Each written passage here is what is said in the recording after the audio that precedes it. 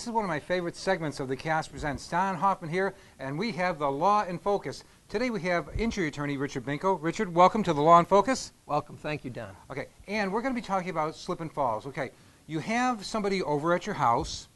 They're coming out of your house. They slip, fall, and hurt their back. Talk to us about what do you need to do as a landlord, what do you need to do as a person who had the slip and fall? All right, from the landlord perspective, if it's your house, what you need to do is you need to notify your insurance carrier because they will provide a defense for you.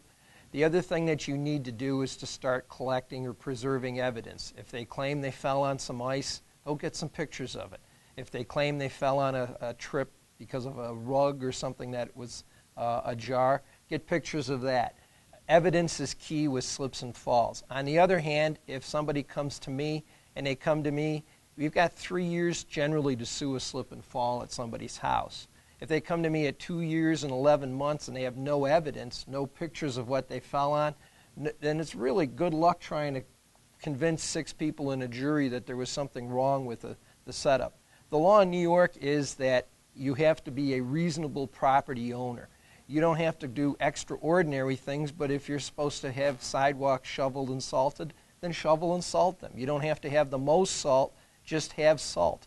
A lot of times people will claim that there's black ice. Well, guess what? If you couldn't see it and it's black ice to you, then the property owner, it's also black ice. Those are generally loser cases from our perspective because black ice means nobody saw it, and in the vigilance and being a reasonable landowner, if they can't see it and you can't see it, then how can you prevent it? Usually slip and falls are evidence gathering. The second aspect with those, Don, is if it's a municipality, if you fall on a public sidewalk, everything shortens. You've got 90 days to put your claim in to the county of Erie, the city of this, or the town, or the village, or the state of New York. And if you miss your 90 days, you have to make a motion for a late filing.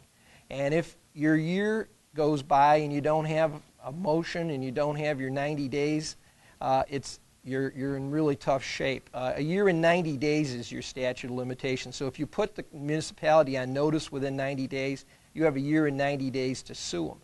But all municipalities are different. In some places, it's 30 days. So you'd have a year and 30 days, which is why you really need to see us as professionals because we'll know if you fell on this municipality, and all of them, like the Dorm Authority is a municipality, the Water Authority has its own rules, so there's a lot of traps for the unwary. Okay, wow, that's a lot more than I knew before you started telling me, so thank you very much, and a lot of things to think about. So thank you, Mr. Binko, for joining us in the Law in Focus today. Appreciate it. Thank you, Don.